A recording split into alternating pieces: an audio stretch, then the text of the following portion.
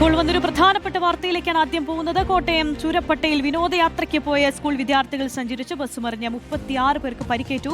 Thiruvananthapuram Thonnakkal HS school വിദ്യാർത്ഥികൾ സഞ്ചരിച്ച ബസ്സാണ് അപകടത്തിൽപ്പെട്ടത്.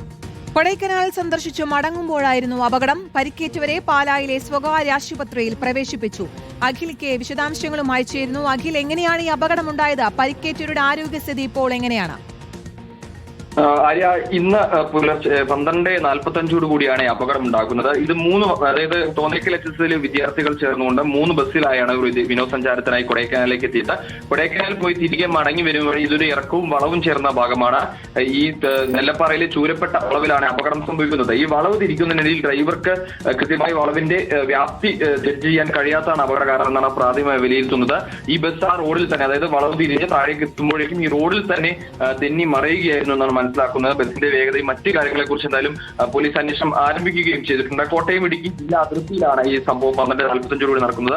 അപകട സമയത്ത് വാഹനത്തിൽ 46 വിദ്യാർത്ഥികളും 6 അധ്യാപകരും ഉണ്ടായിരുന്നു. അതിൽ 36 പേർക്കാണ് പരിക്കേറ്റിരിക്കുന്നതിൽ 6 പേരുടെ പരിക്ക് സാരമുള്ളതാണ്. അതായത് പൊട്ടലും റിപ്സിനടക്കം പൊട്ടലുള്ള ആളുകളടക്കമാണ് ഈ 6 പേര്. എന്തായാലും ഈ 36 പേരെയും പാലായി സ്വകാര്യ ആശുപത്രിയിലാണ് പ്രവേശിപ്പിച്ചിരിക്കുന്നത്. ആദ്യഘട്ടത്തിൽ പാലയിലെ വിവിധ ആശുപത്രിയിൽ പ്രവേശിപ്പിച്ചെങ്കിലും പിന്നീട് എല്ലാവരെയും ഒരേ ആശുപത്രിയിലേക്ക് മാറ്റുകയായിരുന്നു.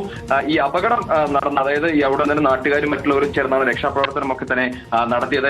പെട്ടെന്ന് തന്നെ എല്ലാവരെയും മറ്റേ കഴിഞ്ഞു. അതായത് ഈ റോഡിന്റെ മറുവശം ചെറിയ കൊക്കയാണ്. പക്ഷേ ഈ വാഹനം മറിഞ്ഞ ഭാഗത്തേക്ക് കൊക്കയോ മറ്റു പ്രശ്നങ്ങളും ഇല്ലാത്തത് അപകടത്തിന്റെ വ്യാപ്തി കുറച്ച് റോഡിൽ തന്നെയാണ് ഈ വാഹനം തെന്നി മറിഞ്ഞ് വീഴുകയും ഉണ്ടായത്.